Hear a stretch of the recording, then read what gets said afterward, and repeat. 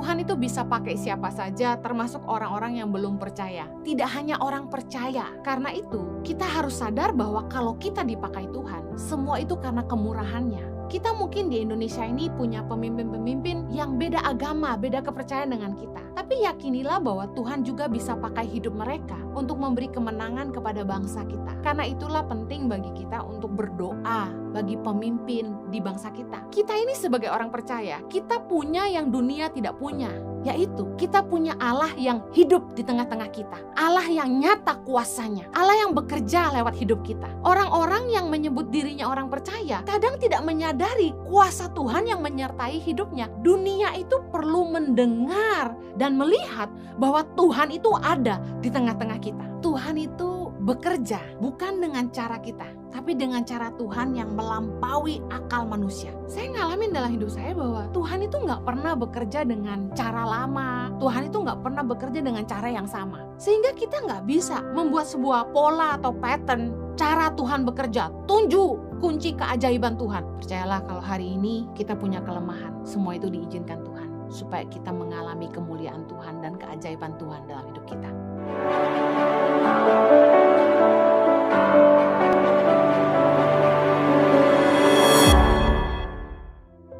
Senang sekali saya kembali melayani Anda dalam ibadah online.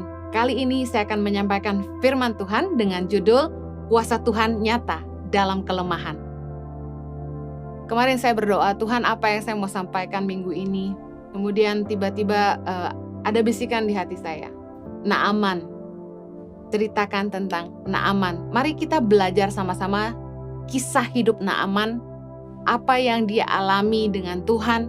Saya akan khotbah dengan cara yang berbeda hari ini. Saya akan baca per ayat, kemudian kita akan bahas, kita akan kupas ayat sama-sama, belajar sama-sama dari firman Tuhan. Mari buka sama-sama saya dalam 2 Raja-Raja 5 ayat yang pertama. Judul perikopnya, Naaman disembuhkan. Ayat yang pertama, Naaman, panglima Raja Aram, adalah seorang terpandang di hadapan tuannya dan sangat disayangi. Sebab oleh dia, Tuhan telah memberikan kemenangan kepada orang Aram. Tetapi orang itu seorang pahlawan tentara sakit kusta. Orang Aram pernah keluar bergerombolan dan membawa tertawan seorang anak perempuan dari negeri Israel. Ia menjadi pelayan pada istri Naaman. Berkatalah gadis itu kepada nyonyanya, "Sekiranya tuanku menghadap nabi yang di Samaria itu, maka tentulah nabi itu akan menyembuhkan dia dari penyakitnya." Ayat keempat, lalu pergilah Naaman memberitahukan kepada tuannya, katanya, "Begini-beginilah dikatakan oleh gadis yang dari negeri Israel itu." Sampai situ dulu saya ingin bahas ini. Pelajaran penting dari kisah Naaman dalam 2 Raja-Raja 5 ayat 1-4 adalah ini. Yang pertama, Tuhan itu bisa pakai siapa saja, termasuk orang-orang yang belum percaya. Dipakai Tuhan bukan berarti tidak punya kelemahan. Naaman seorang panglima tentara di Aram, dan dia dipakai Tuhan untuk memberikan kemenangan bagi Aram. Belajar dari situ kita tahu bahwa ternyata Tuhan itu bisa pakai siapa aja. Tidak hanya orang percaya. Karena itu, kita harus sadar bahwa kalau kita dipakai Tuhan, semua itu karena kemurahannya. Kita mungkin di Indonesia ini punya pemimpin-pemimpin yang beda agama, beda kepercayaan dengan kita. Tapi yakinilah bahwa Tuhan juga bisa pakai hidup mereka untuk memberi kemenangan kepada bangsa kita. Karena itulah penting bagi kita untuk berdoa bagi pemimpin di bangsa kita. Dalam Kisah Rasul 10 ayat 34 dikatakan gini, lalu mulailah Petrus berbicara, katanya, "Sesungguhnya aku telah mengerti bahwa Allah tidak membedakan orang. Setiap orang dari bangsa manapun yang takut akan Dia dan yang mengamalkan kebenaran berkenan kepadanya." Tuhan bisa pakai siapa saja, terlepas dari apapun agamanya. Karena itu kita jangan mendiskriminasi agama lain, tapi kita berdoa supaya Tuhan juga pakai hidup mereka. Naaman sebagai panglima bagi Aram yang sangat-sangat disegani dan disayangi oleh Raja Aram, ternyata menderita sakit kusta. Dia dipakai Tuhan untuk membawa kemenangan bagi bangsa Aram, tetapi dia sendiri punya kelemahan, yaitu punya sakit kusta. Bicara soal ini, sekalipun orang itu dipakai Tuhan, bukan berarti dia nggak punya kelemahan. Mereka sempat menawan seorang gadis Israel katanya. Nah, bagaimana ketika gadis Israel ini mungkin yang menjadi pelayan istri Naaman melihat bahwa tuannya sakit kusta, dia menyampaikan kepada nyonyanya bahwa ada seorang nabi yang bisa menyembuhkan suaminya. Nah, pasti istrinya menyampaikan kepada Naaman, dan kemudian Naaman memberitahukannya kepada Raja Aram bahwa ada seorang nabi di Israel yang bisa menyembuhkan dia. Waktu saya baca ayat ini, ada satu pengertian yang Tuhan berikan bahwa gini, orang tuh kalau udah sakit, omongan siapapun pasti didengar. Bagaimana caranya dia bisa sembuh, itu jadi targetnya. Tidak heran kalau orang udah sakit, dengar masukan dari orang, kamu harus pergi ke sini, ke sana, ke sini, ke sana. Mereka akan coba. Kemudian tidak sembuh, dengar lagi berita, kamu harus makan ini, kamu harus bikin ini dan makan itu. Semua orang ikut. Karena semua orang ingin sembuh. Orang kalau udah sakit tuh omongan siapa juga didengar. Malah saya pernah dengar, ada orang yang sakit parah, dia disarankan harus makan kotoran. Maaf, kedengarannya agak menjijikan. Tapi saya dengar orang yang sakit ini lakukan. Bahkan ada yang sampai, minum air seninya sendiri. Orang kalau udah sakit itu, pokoknya mereka pengen sembuh. Belajar dari kisah Naaman ini, kita bisa lihat bahwa para asisten rumah tangga, babysitter, bisa dipakai Tuhan untuk mengabarkan Injil, menyampaikan pesan Tuhan. Tuhan itu bisa pakai hidup siapa saja. Tuhan bisa pakai hidup Anda, terlepas dari apapun jabatan Anda, pekerjaan Anda, dan berapapun penghasilan Anda. Banyak orang sakit di dunia ini yang butuh Tuhan. Inilah kesempatan bagi kita untuk memberitakan tentang Tuhan. Kalau Anda bekerja sebagai asisten rumah tangga atau sebagai pengasuh anak, dengar, Tuhan bisa pakai hidupmu. Mari berdoa bagi majikanmu, berdoa bagi atasanmu, meskipun mereka memperlakukan kalian seperti tawanan. Seperti gadis Israel ini, dia merupakan tawanan yang kemudian dijadikan pelayan bagi istri Naaman. Tapi dia kasih tahu tentang kuasa Tuhan di tengah-tengah bangsanya, bahwa ada seorang nabi yang bisa menyembuhkan. Waktu saya pelayanan di Hong Kong dan juga di Taiwan dan juga di Malaysia, bahkan di Singapura, saya ketemu dengan banyak TKW, TKI, dan saya sangat sukacita melihat bagaimana Tuhan bisa pakai hidup mereka. Mereka melayani di gereja dan mereka juga berdoa bagi keluarganya. Beda sekali dengan para ART yang ada di Indonesia. Di luar negeri itu mereka punya kebebasan untuk pergi ke gereja hari Minggu. Meskipun ada yang tidak diizinkan pergi, tapi mereka mendengarkan lewat online. Luar biasa bagaimana mereka haus dan lapar akan Tuhan. Saya punya teman yang ibu rumah tangga. Dia cuma ngurus anak di rumah. Dan sehari-harinya dia bergaulnya sama babysitternya, sama pengasuh anaknya.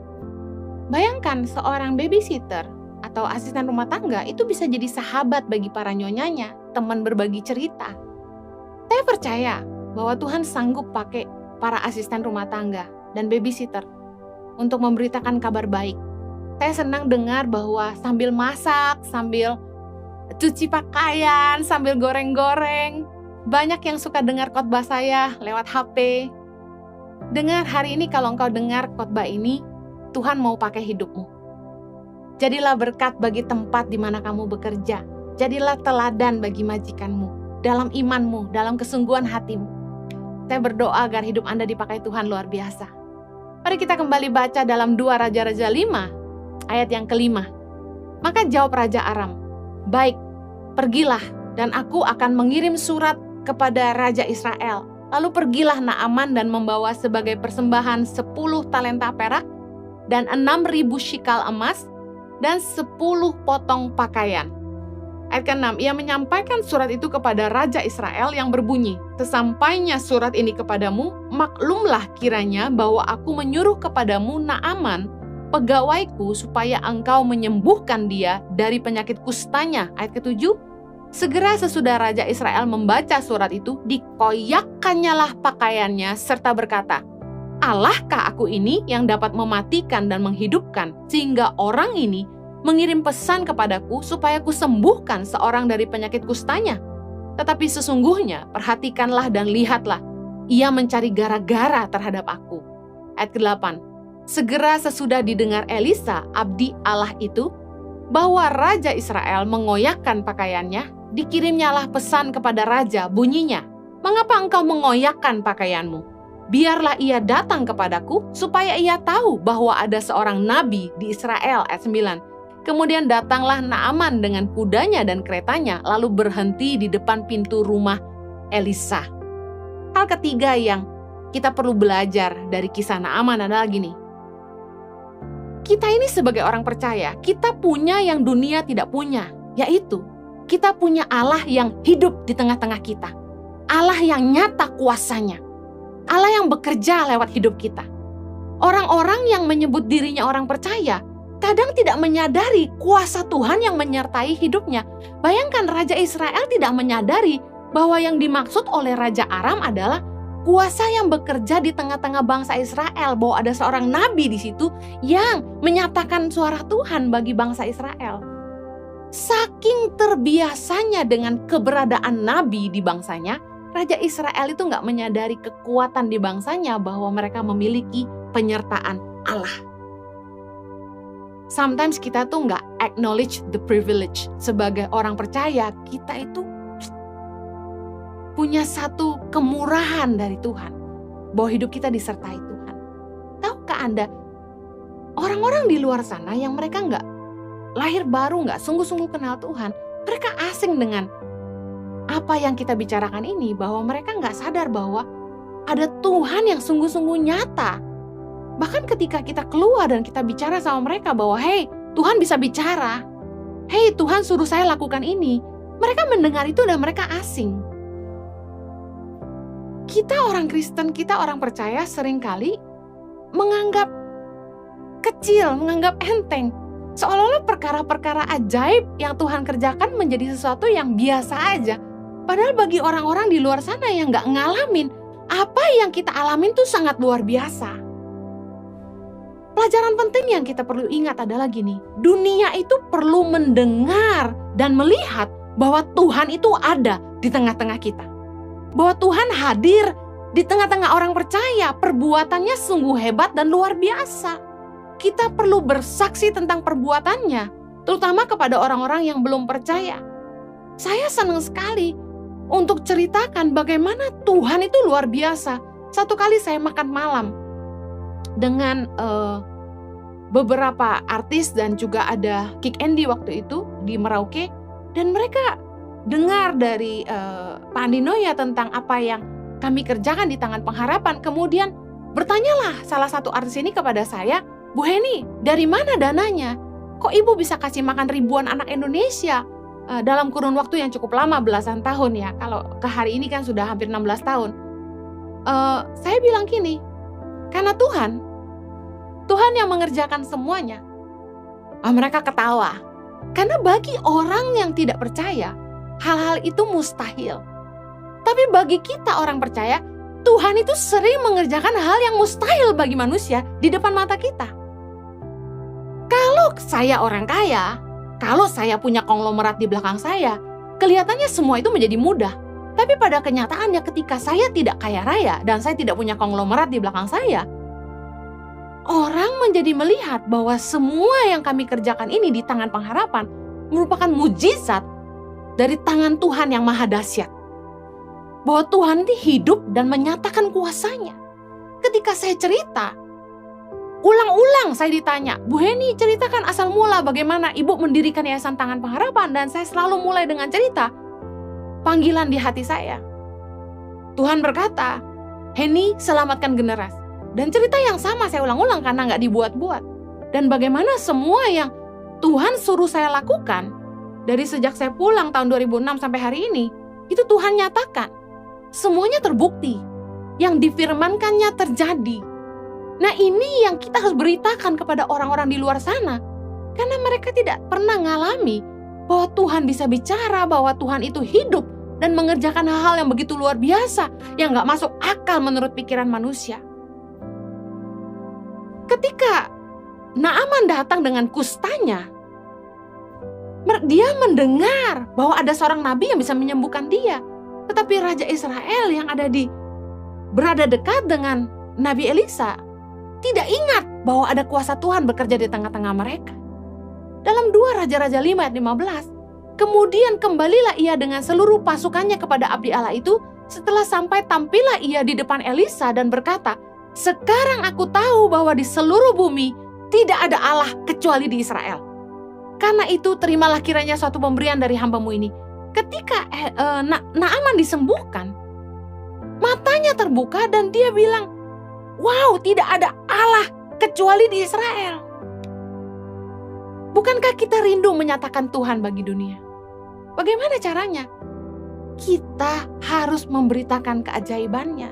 Percayalah bahwa di akhir zaman ini, bukan lagi kita yang berusaha kesana kemari, tapi orang yang membutuhkan Tuhan, mereka akan datang kepada kita. Dan kita harus bisa menjadi saksi Tuhan di tengah-tengah mereka. Menyatakan Tuhan di tengah-tengah dunia.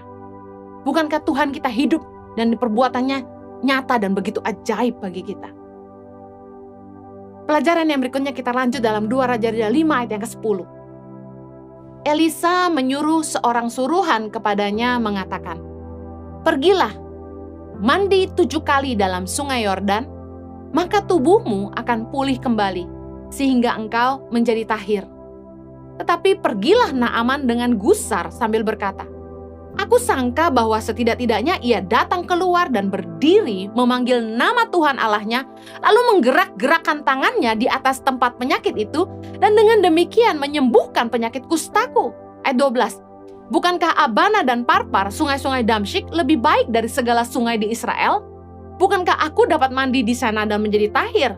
Kemudian berpalinglah ia dan pergi dengan panas hati. Pelajaran apa yang kita mau petik? Penyakit itu Tuhan izinkan diderita oleh Naaman supaya ia datang mencari Tuhan dan merendahkan hati.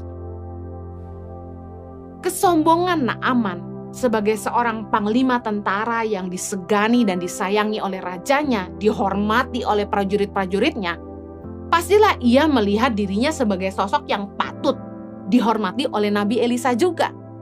Tetapi yang terjadi ketika dia datang ke rumah Elisa, Elisa tidak menyambutnya, tapi malah menyuruh orang suruhannya untuk memerintahkan kepada Naaman untuk mandi 7 kali di sungai Yordan. Jelas Naaman tersinggung, dan terlebih gini, dia tahu bahwa sungai Yordan itu sangat-sangat keruh. Dan tidak pernah dalam sejarah orang mandi di sungai Yordan itu bisa sembuh dari sakit kusta.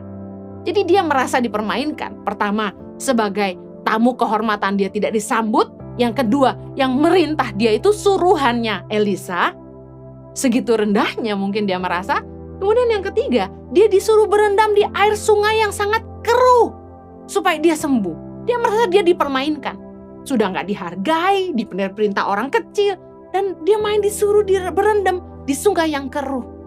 Kalau Anda pernah ke Israel, Anda ke sungai Yordan, sungai Yordan itu biasanya yang dipakai untuk baptis ada 2 titik, yang satu dari sisi dekat Israel, yang satu di Yeriko, Palestina. Saya tunjukkan gambar sungai Yordan dari sisi Yeriko, Palestina, yang diyakini sebagai tempat Yohanes Pembaptis membaptis Yesus. Sungai Yordan ini airnya sekeruh ini, warnanya coklat persis air di Kalimantan, air sungai-sungai di Kalimantan. Saya ingat waktu saya ke pedalaman Kalimantan, kami numpang di rumah orang, itu air dari kali itu ditarik ke bak mandi, baknya besar gitu. Airnya coklat begini, ampun. Saya nggak berani sikat gigi dengan air itu. Nah, di Yeriko, airnya sekeruh ini, air sungai Yordan. Bayangkan, Naaman bilang gini, bahwa ada sungai-sungai yang jauh lebih jernih di Damsyik, yaitu Abana dan Parpar. Ngapain dia harus ke sungai Yordan yang keruhnya begitu? Dia tersinggung. Tapi pelajaran penting ini adalah ini. Penyakit Tuhan izinkan dideritanya supaya Naaman datang mencari Tuhan dan merendahkan hatinya. Jelaslah dia tersinggung. Karena perlakuan Elisa terhadap dia dirasakan kurang pantas, dan juga untuk berendam di sungai Yordan itu sangat-sangatlah keruh. Tapi untung ada pegawai-pegawainya Kita lanjut di 2 Raja-Raja 5 ayat 13, tetapi pegawai-pegawainya datang mendekat serta berkata kepadanya, "Bapak, seandainya nabi itu menyuruh perkara yang sukar kepadamu, bukankah Bapak akan melakukannya? Apalagi sekarang ia hanya berkata kepadamu, mandilah dan engkau akan menjadi tahir." Ayat 14, maka turunlah ia membenamkan dirinya 7 kali dalam sungai Yordan, sesuai dengan perkataan abdi Allah itu. Lalu pulihlah tubuhnya kembali seperti tubuh seorang anak, dan ia menjadi tahir. Ayat 15, kemudian kembalilah ia dengan seluruh pasukannya kepada abdi Allah itu. Setelah sampai, tampillah ia ke depan Elisa dan berkata, "Sekarang aku tahu bahwa di seluruh bumi tidak ada Allah kecuali di Israel. Karena itu terimalah kiranya suatu pemberian dari hambamu ini." Pelajaran apa yang kita petik? Kalau masalah kecil tidak bisa merendahkan hati kita, maka kita butuh masalah yang lebih besar untuk membuat kita menyerah dan pasrah. Pegawai-pegawai Naaman memberi nasihat kepada Naaman. Seandainya nabi itu menyuruh perkara yang sukar kepadamu, bukankah Bapak akan melakukannya juga? Intinya gini, kenapa sih nggak mau nurut aja? Udah berendam aja 7 kali. Engkau akan sembuh. Nggak susah kan yang disuruh? Tadi saya cerita di awal, ada orang yang sakit sampai disuruh makan kotorannya sendiri pun dia mau. Ini kan nggak sampai begitu. Cuma disuruh berendam 7 kali, ayolah. Karena Naaman sangat ingin sembuh, Tuhan pakai pegawainya, saya percaya, untuk melembutkan hatinya. Akhirnya dia mau nurutin perkataan abdinya Elisa dan masuk ke sungai Yordan yang keruh dan membenamkan tubuhnya sebanyak 7 kali dan akhirnya dia sembuh. Pelajaran yang kita perlu petik gini, kita nggak akan ngalamin mujizat dari Tuhan kalau kita nggak mau rendah hati dan taat sama Tuhan. Kadang-kadang kita merasa kita punya pride, punya kesombongan, punya harga diri. Sehingga ketika proses itu datang dalam hidup kita, kita nggak mau merendah. Kita masih pakai price tag kita yang lama. Kita pikir, lu nggak tahu gue siapa. Elisa itu menyuruh Naaman mandi dalam air sungai Yordan yang keruh sebagai cara sederhana untuk mengajar Naaman tentang kerendahan hati dan ketaatan kepada Tuhan. Kadang-kadang kelemahan kita yang memaksa kita untuk rendah hati, untuk cari Tuhan, berharap kepada Tuhan, dan bersyukur karena kelemahan itu Tuhan izinkan ada dalam hidup kita supaya kita ngalamin Tuhan.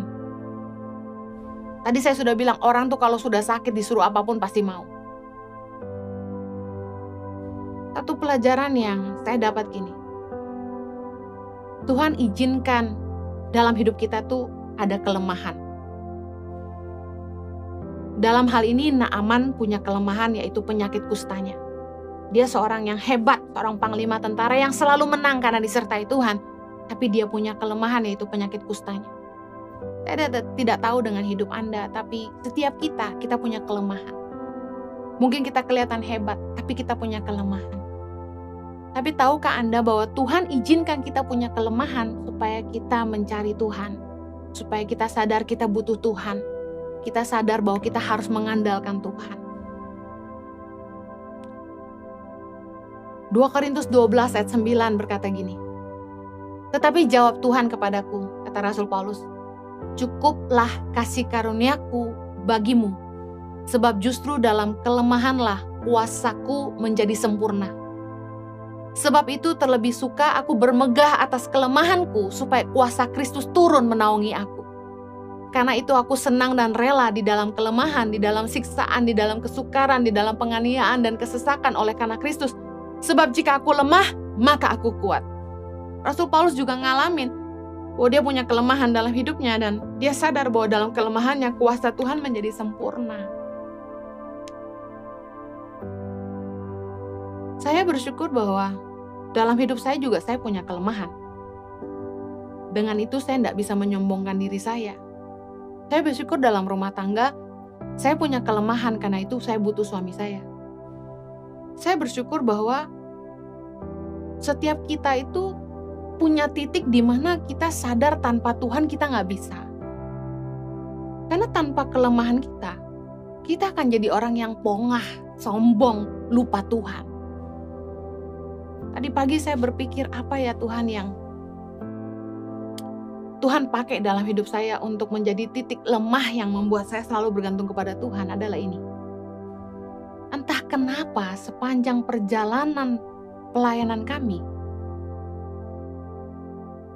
saya sama Jojo tuh gak pernah tuh punya orang hebat, orang kuat, konglomerat yang kayak bisa bantu kami gitu loh. Dulu saya sempat berpikir, apakah ada gitu orang yang mau membuat sebuah usaha yang keuntungannya benar-benar untuk menopang pelayanan Tangan Pengharapan? Kayaknya sulit, karena semua orang pasti lebih mementingkan diri mereka sendiri. Dulu ada satu pengusaha yang dekat banget sama kami. Dia bilang, wah dia mau bikin pabrik ini, dia mau bikin usaha itu. Padahal kami tahu sebenarnya dia nggak butuh pabrik yang baru maupun usaha yang baru karena usahanya sudah sangat maju. Saya pikir, wah gampang banget bisnismen bikin usaha. Kenapa dia nggak bikin satu buat support Tangan Pengharapan gitu kan? Sempat dulu kepikiran gitu. Tapi Tuhan ngajarin bahwa kita nggak bisa ngandelin orang. Nah hari ini saya bersyukur karena saya nggak punya orang kuat. Saya selalu bergantung kepada tangan Tuhan yang hebat. Kelemahan kami dalam pelayanan ini adalah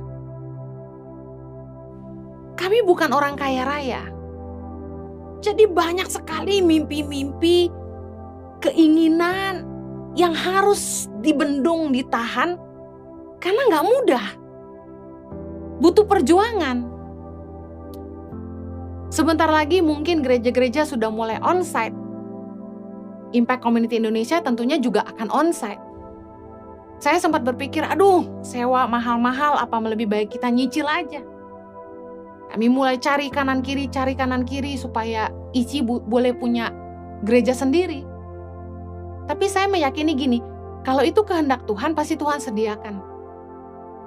Ternyata sulit sekali. Dan disitulah saya lihat, saya harus semakin mengandalkan Tuhan. Karena kita nggak tahu apapun yang ada di depan, kita hanya bisa ngandalin Tuhan.